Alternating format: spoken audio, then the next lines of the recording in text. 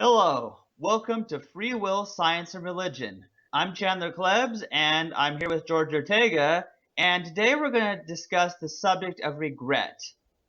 Things that we regret doing and that we wish we had done them differently, but we understand that things the way they were at the time when we did those things would have had to have been different for us to have done any differently than what we did at that time. So should I start with my regret story, or do you want to start, George? No, good. Yeah, start with yours, Chandler. Absolutely. Okay. Here's an example I really regret, and that was joining the U.S. Navy. See, and I know all the reasons why I did it. That was because I was unable to get a job any other place. Back then, I was applying at every restaurant, just every kind of business around ever since I was 16. And I was getting really discouraged by the time I was 20 and unable to get a job. And back then, I totally believed in the Christian God. And so I was praying down in the woods, and asking God to help me get a job. And then, like, a week later or so, this Navy recruiter talks to me and tries to get me to join the Navy. And so I looked at it like, oh, this must be God's will or something. That was how I looked at it at the time. Um, but knowing what I know now, I see it wasn't the best thing. I was just jumping for the chance at anything that came along, and at that time it didn't matter what it did. And so somebody might have suggested anything at that time, and I would have been open for it. So what I'm saying is it wasn't a rational decision at all. Anyway, and I understand that I never technically make choices. However, knowing what I know now, as as anti-war as I am, and the bad experiences I had in the military, and the kinds of people I was around, I ended up being discharged. I didn't make it through boot camp. I sure wasn't cut out for the military, but I just realized that knowing what I do now, it's something that I would not have done because it wasn't what I wanted to do. That was a big part of it. So that's just one example of, if I had known then what I know now, I wouldn't have done it. But I didn't have my knowledge at 28. At 28 years old, I'm almost 28. As I did when I was 20. It's a whole different. I'm a whole different person since then. All right. Well, Chandler, relate this to the free will issue. In other words, like, did you, until you began to really understand that nobody has a free will, were you blaming yourself for that? Was it not just the regret that it happened, but you were blaming yourself? You were feeling regretful that you didn't make the right decision. That you're blaming yourself for that. Well, yes, actually, I blame myself as if I should have known better, and all other people blamed me too. And one of my friends, who, well, is not really so much a friend now, told me I brought it on myself, and people, that, yeah, people blame me and I blame myself. And so I felt like, aside from the fact that it was a stupid thing to join the Navy, I also felt like a failure for not making it through boot camp and becoming a successful Navy, whatever. So yeah, but here's the deal. Yes, the understanding of no free will has helped me, because I realized that however stupid it may have been in hindsight, I couldn't have done otherwise at the time, and I did what I believed was the right thing, and it was what I thought, this that God wanted me to do or something. So I feel like I what I did felt right at the time. I just know with more knowledge that it wasn't, but I don't blame myself anymore. Okay, and I'm going to relate an experience in my life that that's similar to yours in a sense. But before I do, I just want to make the point that what we're talking about now relates to everyone. In other words, there's not anyone who gets to be 15 years old, even, let alone 30, 40, whatever, who doesn't have some kinds of regrets. And not just it's not just the regret, because we'll be talking about this more. It's the blaming. It's the self indictment. We should have, like in a baseball game. Oh, um, we were up at bat, and our team needed us, and we didn't get a hit or something. We regret that. We just like and like you're saying, it doesn't just come from us. Other people, because of this free will belief, heap this blame on us for what now we understand is not in our control. All right, but now let me explain something in my life that also shows, like, fine, it wasn't up to me, but it's not completely satisfactory in a sense. So basically, like, when I was back in like '84, I Hey, began. it sounds, Yeah, it looks like Jamie just finally joined our call. I don't know how. Jamie, are you there? So, Excellent. All right, you're in the middle of the podcast. We're 5 minutes into it. We're basically discussing how overcoming the belief in free will can free us from regret and the harmful blame that often accompanies regret. So I was just basically explaining to Chandler this, back in the mid '80s, around '84, I decided to turn my attention to the problems of the world. I'd experienced, personal suffering before that, and, like, it just awakened my compassion to so many things that are wrong in the world, so much unnecessary suffering. So, all right, between then and I'm thinking about 2010, through various means, I devoted so many hours, so much work to various projects to help, for example, the world overcome poverty, to just like help the world in certain ways. Now, mhm. here's the thing. So, like, back now, between 2006 and 2010, I was heavily immersed in politics, trying to get, for example, the Democrats a filibuster-proof Senate in 2008, and we succeeded. And then I noticed that, like, a couple of months later, they had lost it, and, like, it was because, like, I mean, just to get a bit specific, that John Kerry was a senator in Massachusetts, and, out of personal self-interest, he decided to take a role, I think, of Secretary of State or something, meaning that he was no longer a senator in Massachusetts. And so, like, soon after the 2000, when he resigned, they had to have a special election there, and the Democrats put up a weak candidate, lost the filibuster-proof Senate, and any ability to do major change. So basically, what I discovered through that and various other political happenings was that I thought the Democrats in general were really about, fighting the good fight for the, for the welfare of the people and all that stuff. But what I realize now is that both parties, the Republicans and Democrats, are controlled by money. The rich are pretty much controlling things, the media. And so, to a great extent, I wasted so many years trying to work with the Democrats, trying to work with people who I thought were much more moral, much more ethical, who cared more. And now I realize they really didn't care. So, all right, so fine. I could have blamed myself. I could have said, well, I should have known better. I should have, I shouldn't have been so gullible, so naive. But again, like, the understanding that I didn't know then what I know now, that, like, we don't have a free will, that prevents that kind of self-indictment. But I guess the other point, Chandler, what I started with, is that it doesn't solve everything, because then, like, there's a kind of, like, residual resentment or regret that reality, however we want to phrase it, the universe, God, whatever's, just deceived me for those 30 years. So again, my point is, like, yeah, like, absolutely, overcoming the belief in free will just frees us from regret, but it doesn't solve everything. Yeah, getting frustrated at your past mistakes doesn't change the fact that they happened, So, Yeah, so we still regret it, is basically what we're saying. We still wish we could change it. Exactly. Jamie, do you have an example in your life of a regret that you used to regret, you used to blame yourself for it, but now, since you understand that nobody has a free will, you're kind of, like, freed from that burden? well, yeah, look, Chandler's putting his My Little Pony plushie in front of me. Yeah, yeah. The people listening to this won't necessarily be able to see that, but I just put my Fluttershy pony to the camera, and I made them laugh.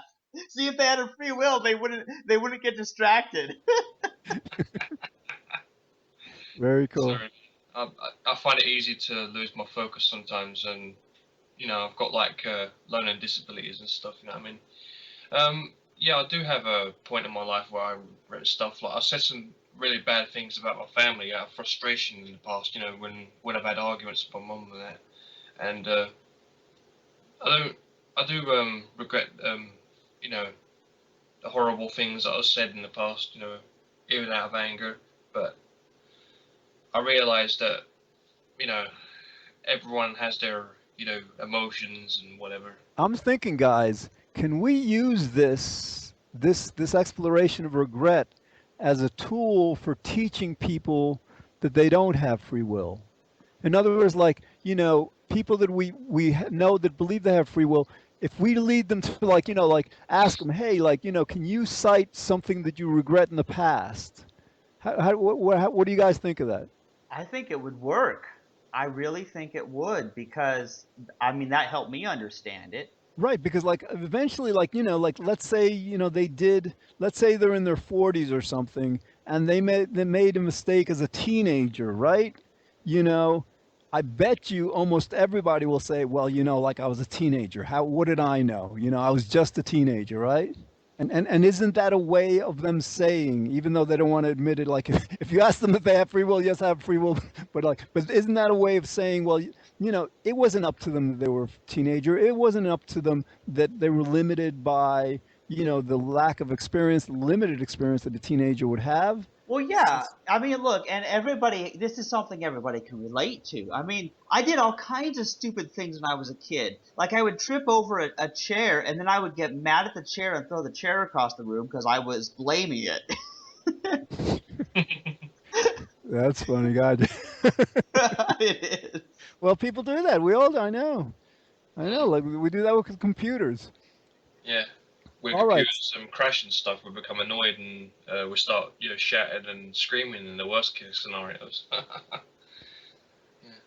Right. All right. So now here's the thing. So like we know this. We know that there's no logical reason to regret things in the sense of blaming ourselves for them because there's no free will.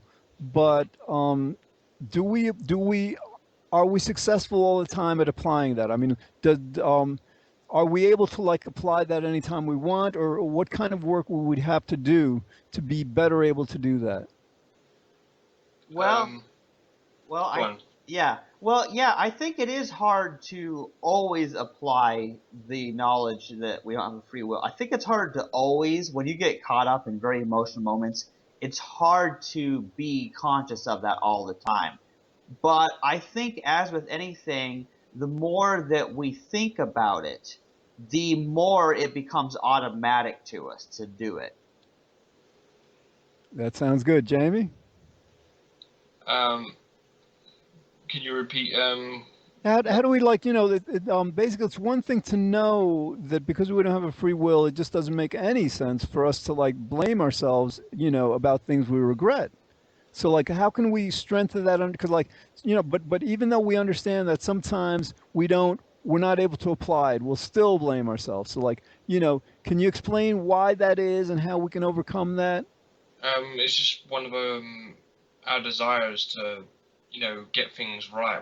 We'd like to try to get things right all the time. It's called being a perfectionist, isn't it?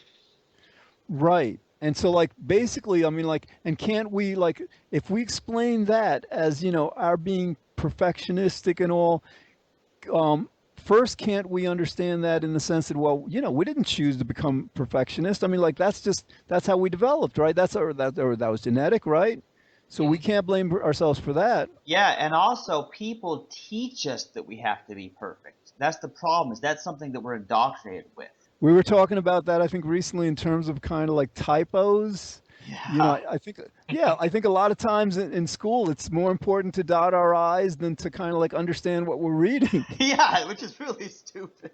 Okay. So again, so with regret, let's explore a bit more of how, you know, presenting this case of regret can help us teach people they don't have free will. Because I think this, again, our main challenge is to come up with strategies that we either haven't used yet or haven't used nearly well enough or completely enough. So like, again, how will like presenting regret to people who believe in free will help them to understand that they don't have a free will? Well, I really think because everybody is suffering from some sort of regret, it helps them by processing that. It helps them realize, it helps them stop blaming themselves because people, they believe they have free will. They believe, oh, I should have known better. I could have done this.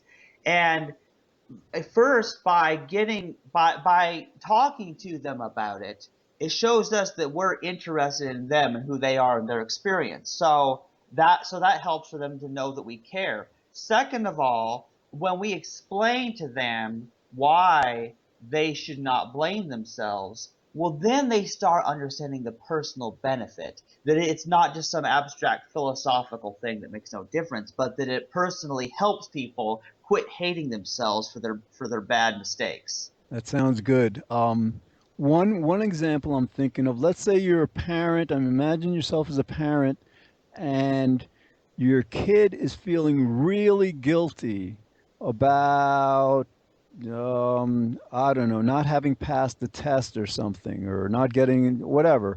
And the kid is feeling really guilty. And as a parent or as a friend, basically, wouldn't most people, when faced with somebody like that, try to get them to understand, hey, wait a minute, don't feel so bad. I mean, like, come on, you did your best, or how are you supposed to know, like, the questions were going to be on something different than you studied, or there's always some kind of rationale that implicitly is expressing the idea that that person didn't have a free will. Yeah, and you know what? Some parents are understanding like that, and they encourage their kid, when they're feeling bad that they fail the test. Other parents whip their kids with the belt if they don't get straight A's, and I've heard those kinds of stories too. So that's really sad. That shows the Oh yeah. difference. Oh. Gotcha. All right, Jamie, can you come up with another, like, perhaps personal example of, like, regret in your life where, like, you know, you regretted something, then, like, by understanding that free will is an illusion, that it wasn't up to you, all of a sudden that burden was lifted. Yeah. Um, well, I can come up with another example. I said some. There was this story, right, where um, a victim stabbed a 17-year-old for bullying him, right, in high school, I think it was, or whatever, or out of school. There was this news story, and I was like saying some really negative things, or I was saying things more along the lines of retribution. I was saying, back when I believed in free will, I was saying, the bully got what he deserved and all that stuff. You shouldn't pick on people, and if you do this kind of thing, this is what's going to happen. But now I look back on it and realizing that free will is an illusion, I feel like I shouldn't have said those things because nature and nurture is the result of why bullies became the way they did. So yeah, so now, like, I mean, do you see that whole situation differently now? Because now, like, you've been working with this free will construct pretty steadily for several months now, at least, right? Yeah. So can you describe the change that's happened between then and now? Um, I've become less. I've become less into blame, even though I do regret some negative stuff that I've done in my life.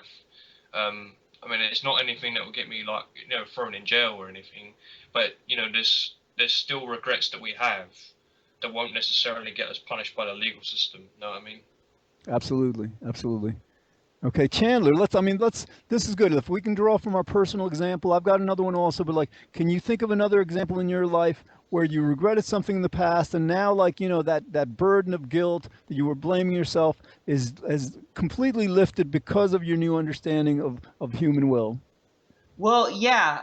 Here's another example of a kind of a strange regret, but and it sounds kind of funny, but I actually regret coming out as an atheist, and here's why. Because it did not achieve the purpose that I had thought. Because all you know because what happened was that missed the whole point, because the point wasn't so much that I don't believe in God. It was to get at the moral code that I have that's different, and why I'm pro-life and why I'm against killing of animals. And so what I wish is that there had been some other word, some other term at that time that I had used instead of just telling people I don't believe in God, to tell them that even if that the Christian God does exist, that I'm not going to go around killing other humans or animals just because God commands it. So I actually feel like I made a mistake, and not even one that it wasn't dishonest, but it was a mistake because it did not communicate as well as I would have liked. All right. Well, then what you have to ask yourself is like, how could you have known that? In other words, you were expecting or predicting a certain outcome. How could you have known what actually would happen? Exactly, and that's what I realized is I couldn't have known. I couldn't have known that all that declaring myself as an atheist would get me was more Christians quoting Bible verses at me. I couldn't have known that that was going to happen. If I had, I would have done differently. But even today, I still don't know if there was an actual term or a better way to go about things. Like and I'm still thinking what I would do if I could go back, even though I can't. Cool, cool. All right, before I get to my story, I just want to very briefly, sometimes this is very important because sometimes we can't know what the best or right thing is. Like, there's a parable, a story about like these three guys who go to this wise man, and they have a question. They say, well, like this boy in town was given a horse. Is it a good thing or is it a bad thing that he's given a horse? So the wise man says, yeah, a pony. He was given a pony. It's a good Absolutely. thing. It was a good thing. Well, here's the thing. But like what happens is like the kid is given a pony and he rides it, falls off, breaks his arm, right? So like these kids, the three men go back to the wise man. They say, well, I guess it wasn't a good thing, right? And what does he say? He says, wait and see. Okay. So what happens is that region soon after is involved in a war and everybody gets drafted. A lot of people get killed, really, really hurt. But this kid with a broken arm is exempted because he can't go to war with a broken arm. So then they go back to him and they say, well, I guess it was a good thing, right? And he says, wait and see. So are you getting the drift? So basically, a lot of times we can't really know what's right or wrong because we don't know how it's going to turn out. Yeah, I get your point there. There's no way that we can know how things are going to turn out, and we may not know what the best thing is to do in the situation. Right, and again, like that's another kind of like an example of how what constrains our will. If we knew how things were going to turn out, if we knew exactly, then how could we not do what was wisest or best, right? I mean, Yeah. if we knew Absolutely. exactly how the future would turn out, then we'll do whatever we can to avoid bad things from happening in the first place, right? Right. All right. I've got so like in my past, I've got this story of two stories kind of like with the same girl. I was like in eighth grade, and I made two mistakes with her. I really regret them, and it's like now I blame the universe. I got to find a way to not. Basically, like it was like once it was after school. She invited me over to her place, and I think she wanted to make out. I'm pretty sure, which was like really cool and all. But like I was involved in this Christmas pageant, at my church, and if I had gone with her, I would have missed the practice. All right, and in hindsight, I should have said, I'd said to myself, I should have missed the practice because like it's no big deal. But all right, but the other thing is like then this is something I really regret. I blamed myself a lot and all. Basically, she and I started going out, and I thought she was wonderful. She was really very cool person, but for some, you know, terrible reason, I ended up at a party, that she wasn't there, and I actually started pursuing this other woman. And, like, so, like, basically, then she found out about it. She called me. She was kind of like brokenhearted and all. And she goes, like, well, I guess that means we're over. And if I wasn't such an idiot back then, I should have said, no, listen, I'm sorry that what happened and all. I should have tried, but I didn't do that. So anyway, that's just an example of like sometimes these things like and I still to this day don't know why first I was like disloyal to her and why I didn't, apologize and try to get back to her. It was foolish pride, but but again, that's so many of us, we all have circumstances like that where we made the wrong decision. It was an immoral decision. It was wrong, and we blame ourselves. And so now, now again, it's not completely satisfactory because, something made us do this stuff, but at least we're not, condemning ourselves. Yeah, because there were a causal chain of events that led to you making those mistakes in the first place, right? Exactly. Yeah. Yeah, well, you know what? I don't think there's enough time left in our podcast for me to tell you about the regrets I have involving a certain girl 7 years ago. We'll have to save that for another podcast. Okay, sounds Well, good. yeah, we'll have to continue this theme of regrets with our other co-hosts sometime because I think it will help people understand what it means that they couldn't have done otherwise. Yeah, and Chandler, Jamie, another thing we have to explore, because again, this thing with regret lets people know that actually they say they don't have a free will, but they say they have a free will, but if you look at their reasoning, they believe that they don't. Another thing that shows that, you ever somebody's, there's an expression like, walk a mile in a person's shoes. In other words, that expression is like, don't judge somebody until you've walked a mile in their shoes, right? What does that mean? And people say this all the time. Don't judge somebody, don't condemn somebody, because you don't know their life. You don't know what experiences they've had. You don't know. So basically what they're saying without them realizing it is don't judge this person because this person doesn't have a free will. Yeah, that's basically the meaning of it. And that's why you stopped hating Republicans, isn't it? Because you know that they couldn't have done otherwise. Absolutely. Absolutely. Yeah, and another thing is it doesn't mean that you're justifying anything. It doesn't mean that you're saying what somebody did was right. You're just saying that you would have done the same thing if you had been them with their genetics, their conditioning, their exact experiences. You would have done as they did and not known any better. Exactly. Another one is way sometimes though, especially when you've had an argument with someone. Well, Jamie, that's, we got to do episodes on that because, basically these emotions hijack our reasoning. We still, and so basically we have to kind of work to overcome them. It's just repeating our themes, just basically we have to work on that. Another expression that would help with this is have you ever heard people say when they're trying to excuse somebody, well, don't blame them, they were doing the best they could. How can you blame a person for not succeeding or something? They were doing the best they could. That's another example of people basically using this very common expression to express the fact that they understand that nobody has a free will. Yeah. So people, they really do understand it when you get down to it. It's just that they're not always what people say they believe and what their actions show, and other things they even say show that there's a conflict there. Like they really know different. And personally, I think it may be part of the reason, or we got to figure this out eventually. But part of the reason may be that people believe in hell. In other words, they believe that if they start believing that they don't have a free will, that's like going against the church, and then they're threatened by this punishment in hell. And it's kind of like a circular thing because it's the threat of punishment in hell that doesn't allow them to understand that there is no free will. So we got to explore that. But guys, we got about less than a minute left. Chandler, you want to wrap things up? Yeah, sure. Well, you've been listening to Free Will, Science, and Religion with Chandler Klebs, George Ortega, and Jamie Soden. We talked about a few of our regrets, things that we wish we could have done differently, but we know that we couldn't have.